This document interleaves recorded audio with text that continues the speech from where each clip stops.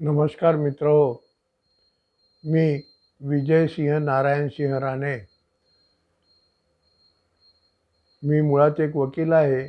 शेतकरी कुटुंबात जन्मलेला आहे आणि वकिलीच्या शेवटी 10 वर्ष मी जिल्हा ग्राहक न्यायालयात न्यायदानाचं कार्य केलेलं आहे. आता निवृत्त झालो आहे. मी तुम्हाला एक छोटीशी गोष्ट सांगतो. होमिओपॅथी संबंधीची आहे. बिहारमध्ये एक जमीनदार ठाकूर होते. त्यांचा त्या भागात खूप दरारा होता. त्यांची मुलगी अडली होती. तिचे बाळंतपण होत नव्हते. घरचे सगळे लोक अस्वस्थ होते. काय करावे आणि काय नाही हे त्यांना कळत नव्हते. सर्व उपाय केले. सुईणी झाल्या, अंगारे दुपारे झाले. शेवटी गावातल्या डॉक्टरांना बोलावले.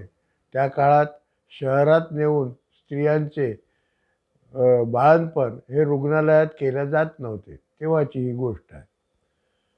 गावातले डॉक्टर बोलावून झाले. त्यांनी उपचार केले, मात्र उपयोग होत नव्हता. ती मुलगी अस्वस्थच होती. तिला त्रास होत होता. खूप जोरजोराने ओरडत होती. वेदना होत होत्या. मग शेवटी कोणीतरी सुचवले. त्यावरून गावातल्या एका होमिओपॅथिक डॉक्टरला बोलवण्यात आले. होमिओपॅथिक डॉक्टरला सुरुवातीला कोणीच बोलावत नाही.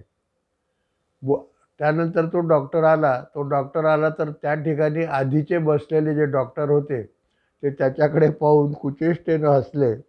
आम्ही थकलो, हा आता काय दिवे लावणार, अशी भावना त्यांची होती. तो डॉक्टर आला आणि तेवढ्यातच त्या मुलीची किंचाळणं ऐकू आलं. ती म्हणत होती, माँ मैं अब मरती. त्या डॉक्टरने थांबून लगेच आपल्याजवळचे एक औषध काढले आणि त्या मुलीची काळजी घेणारी जी दुसरी मुलगी होती तिच्याजवळ दिले आणि सांगितले की हे औषध तिला द्या. त्यानंतर ते औषध तिला देण्यात आले आणि एक 10 मिनिटात जास्तीत जास्त त्या मुलीची सुटका झाली. तिचे बाळंतपण झाले आणि तिचे बाळंतपण झाल्या तिथले सगळे वातावरण बदलले. सगळ्यांना आनंद झाला आणि त्या होमिओपॅथिक डॉक्टरच्याकडे लोक आश्चर्यानं, कुतूहलानं आणि चकित होऊन पाहू लागले. खरं म्हणजे त्या होमिओपॅथिक डॉक्टरने काय केले, त्या मुलीची जी किंचाळी होती त्यामध्ये ती म्हणत होती, माँ मैं अब मरती. याचाच अर्थ ती आपल्या मृत्यूचं केव्हा होईल याचं भाकीत करीत होती. हे त्या डॉक्टरला समजले आणि त्याच्या हेही लक्षात आले की या लक्षणाचे औषध होमिओपॅथीमध्ये आहे व ते माझ्याजवळ आहे. ते औषध आहे ॲकोनाईट. त्याने ते औषध काढले आणि त्या मुलीला द्यायला लावले आणि एक 5-10 मिनिटातच त्या औषधाने आपला चमत्कार दाखवला आणि त्या मुलीची सुटका झाली. तेव्हापासून तो डॉक्टर त्या गावात मग हिरो झाला.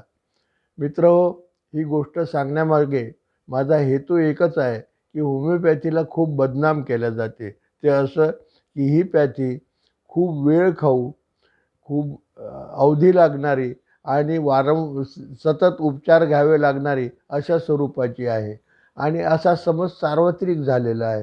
हे मात्र 100% चुकीचं आहे. हे मी तुम्हाला स्वानुभवावरून सांगू शकतो. मित्रहो, होमिओपॅथीची औषधे हे त्वरित उपचार दाखवतात, त्वरित परिणाम दाखवतात आणि रुग्णाची सुटका त्रासापासून सहज करतात. माझा स्वतःचा अनुभव आहे. माझी मुलगी, तिला एक मलेरिया झाला होता. आम्ही डॉक्टरकडून औषधी आणली. त्या औषधीपैकी एक गोळी तिला दिल्यानंतर तिला काही वेळातच आकडी यायला लागली. ती गोळी तिला काही सहन झाली नव्हती आणि ती आकडी यायला लागली. त्याच्यानंतर ती चालण्याचा प्रयत्न केला तर पडून गेली. आम्ही तिला उचलून पलंगावर ठेवले. ती हाताच्या बोटं वळत होती. हात असे वाकडे तिकडे करत होती. तिच्या चेहऱ्यावर वेदना दिसत होत्या आणि तिची ती अवस्था पाहून आम्ही कुटुंबातले सगळे लोक स्वाभाविकच घाबरलो. आम्हाला चिंता वाटू लागली. माझ्याकडे मात्र होमिओपॅथीचे पुस्तक होते. ते मी चटकन आकडी या विषयावरील पान काढले. तेव्हा त्या ठिकाणी मला पहिले औषध बेलाडोना हे दिसले. सुदैवाने माझ्या घरी बेलाडोना हे औषध होते.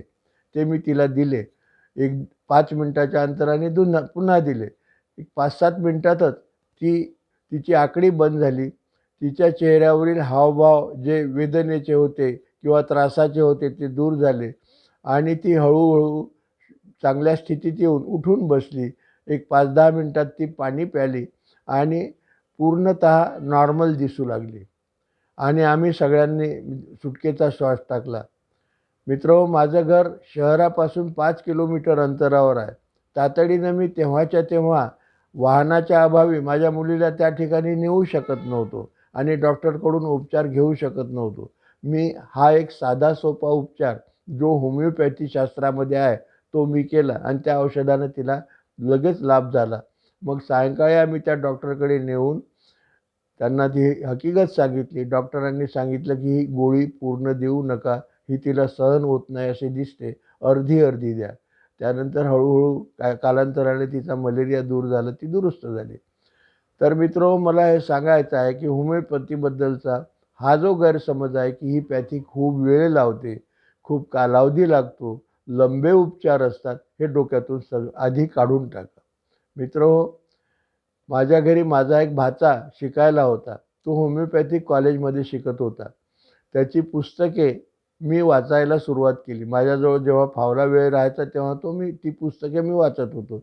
मला त्यात आनंद येत होता व नवीन माहिती मिळत होती, नवीन ज्ञान मिळत होतं. मला त्याच्याबद्दल एकंदरीत आवड निर्माण झाली. मग मी काही पुस्तके स्वतःहून मागितली. डॉक्टर सिद्धांत अलंकार या फार मोठ्या विद्वानांनी लिहिलेली होमिओपॅथीची हिंदीमधील रोग तथा उनकी होमिओपैथिक चिकित्सा आणि होमिओपॅथिक औषधियों का सजीव चित्रण ही 2 पुस्तके मी मागवली आणि त्यांचा अभ्यास केला. माझ्याकडे माझ्या भाच्याची होती ती पुस्तके मी पुन्हा मागवली. महाराष्ट्र शासनाने प्रकाशित केलेली डॉक्टर फाटक यांचे भावनाकोश आणि होमिओपॅथिक औषधाचा निघंटू ही ती 2 पुस्तके आहेत. ती अद्यापही माझ्याकडे आहेत. आणि ही नुसते पुस्तके मागून थांबलो नाही, तर मी त्यातील माहिती घेत हळूहळू त्यातील महत्त्वाची काही औषधं माझ्या घरी आणून ठेवू लागलो आणि माझ्याकडे एक छोटासा डब्बा होमिओपॅथिक औषधाचा तयार झाला. त्यात एक 20 एक औषधे होती आणि यांचा उपयोग मी माझ्या कुटुंबातील लोकांना करत होतो. आणि तुम्हाला गंमत सांगतो की माझ्या कुटुंबातील लोकांना सर्वसाधारण, हे लक्षात घ्या, मी सर्वसाधारण हा शब्द वापरतो आहे, सर्वसाधारण आजारात कधीही डॉक्टरकडे न्यावे लागले नाही. आम्ही उपचार घरीच करायचो आणि सगळ्यांना आराम होत होता आणि त्यामुळे माझा खर्च, माझा त्रास, माझी तगमग, त्या निमित्तानं होणारी ओढाताण ही कायमची त्या काळात वर्षानुवर्षे थांबलेली आहे. मित्रहो, होमिओपॅथीची औषधं अशी चमत्कारिक आहेत की त्यांच्या सहाय्याने सहज साधे उपचार होऊ शकतात. साधे उपचार म्हणजे कोणते? आपणाला होणारे सर्वसामान्य आजार कशाचे आहे? श्वसन प्रणालीचे आजार, जसे खोकला होणे, सर्दी होणे, पडसे होणे, ताप येणे, घशाचे आजार, नाकाचे आजार, डोळ्याचे आजार, डोळे येणे, कानाचे आजार, कानाची वेदना, दाताचे आजार, तोंडाचे आजार, तोंड येणे, पाचनसंस्थेचे आजार, अपचन, बद्धकोष्ठता इत्यादी, पोटदुखी आणि इतरही हातपायाचे दुखणे, वात इत्यादी ह्या छोटे-छोटे जे आजार ज्याने त्वरित त्याच्या उपचाराची गरज असते, हे सर्व आजार होमिओपॅथीने दुरुस्त होऊ शकतात. ते मी केलेले आहेत. हे तुम्हीही करू शकता. मी असं म्हणत नाही आहे की तुम्ही हे कराच. मात्र याचा अभ्यास केल्याने, हे समजून घेतल्याने आपण हे सगळं करू शकता. यासाठी होमिओपॅथीचे चमत्कार, घरीच सहज शक्य उपचार ही एक मालिका मी या चॅनलवर आजपासून सुरू करीत आहे. मी वेळोवेळी या संबंधातील माहिती आपणा सगळ्यांना देणार आहे आणि हे सगळे आजार दुरुस्त कसे होऊ शकतात याची माहितीसुद्धा सांगणार आहे. औषधांची माहिती देणार आहे. औषधाचे कार्यक्षेत्राबद्दल माहिती देणार आहे. त्यांचा उपयोग कसा करावा हेही सांगणार आहे. मित्रहो, लक्षात घ्या, आपण आता काम करणारे लोक आहोत आपल्याला निरनिराळ्या ठिकाणी कामासाठी जावं लागते, घरी राहून जमत नाही, घरापासून दूर राहावे लागते, निदान कित्येक तास आपण बाहेर राहतो, घरी आई वडील मुलं हे सगळे राहतात, यांना औषधाची किंवा तात्पुरत्या आजारावर उपचार करण्याची गरज पडते. परंतु ही गरज आपण या पद्धतीने आपण सहज भागू शकतो. पूर्वीच्या काळी काही ना काही घरगुती उपचार आपल्या घरचे लोक करायचे, परंतु आता ते जवळपास बंद झाले आणि आता पेटेंट मेडिसिन ज्याच्या जाहिराती आपण टी व्हीवर पाहतो, ती औषधं घरात आणून ठेवतात. त्याच्यामध्ये बाम, विक्स याचा सगळ्यात वरचा नंबर आहे आणि क्रोसिनच्या गोळ्या ही तर कॉमन बाब झालेली आहे. तर मित्रहो, हे सगळं करण्याची गरज नाही. नाहीतर होते काय बघा, लक्षात घ्या. घरी कोणीही आजार पडलं तर घरचं वातावरण खराब होतं. सगळे काळजीत पडतात. मग त्या रोग्याला डॉक्टरकडे नेणे, डॉक्टरकडे नेण्यासाठी वाहन शोधणे, डॉक्टरकडे गेल्यानंतर त्या कडे आपला नंबर लागेपर्यंत वेळ घालवणे.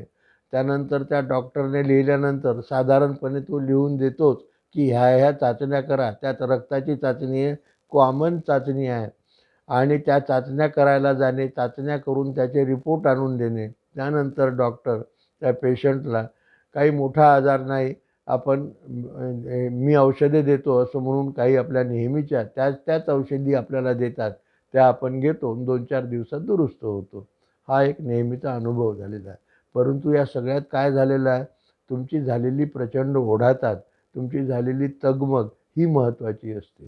इतकंच नाही तर याच्यासाठी तुमच्या खिशातले 1000-1500 नष्ट झालेले असतात. परंतु हे न करता अत्यंत स्वस्त स्वरूपाच्या औषधी आपण काही मर्यादित औषधी ज्याच्याबद्दल मी माहिती या मालिकेत तुम्हाला सांगणार आहोत, घरी जर आणून ठेवल्या तर आपण आपले उपचार स्वतःच घरीच करू शकतो आणि ते निर्धोकपणे करू शकतो. मित्रहो, मी ही मालिका सुरू करण्याचा माझा हेतू लोकशिक्षण हा आहे. कारण लोकशिक्षणाची गरज आहे. लोकांच्या समस्या दूर होणं, त्यांना तात्पुरता आधार मिळणं, काही ना काही उपचार मिळणं हा माझा हेतू आहे आणि मी तो सांगत आहे. मोठ्या आजारावरचे उपचार आपल्याला करावयाचे नाही. सर्वसामान्य आजारावर, सर्वसामान्य लक्षणांवरचे उपचार आपल्याला करावयाचे आहे. यासंबंधीची ही मालिका आपण यापुढे ऐकावी. मी आपल्याला विनंती करतो, मी जे काही बोललो ते आपल्याला आवडलं असेल तर लाईक करा, शेअर करा, आपल्या मित्रांना पाठवा आणि सबस्क्राईब करा. यामुळे आपल्याला माझे व्हिडिओज वेळोवेळी भेटतील आणि आपल्या सगळ्यांना याचा लाभ होईल, अशी मी आशा करतो. धन्यवाद.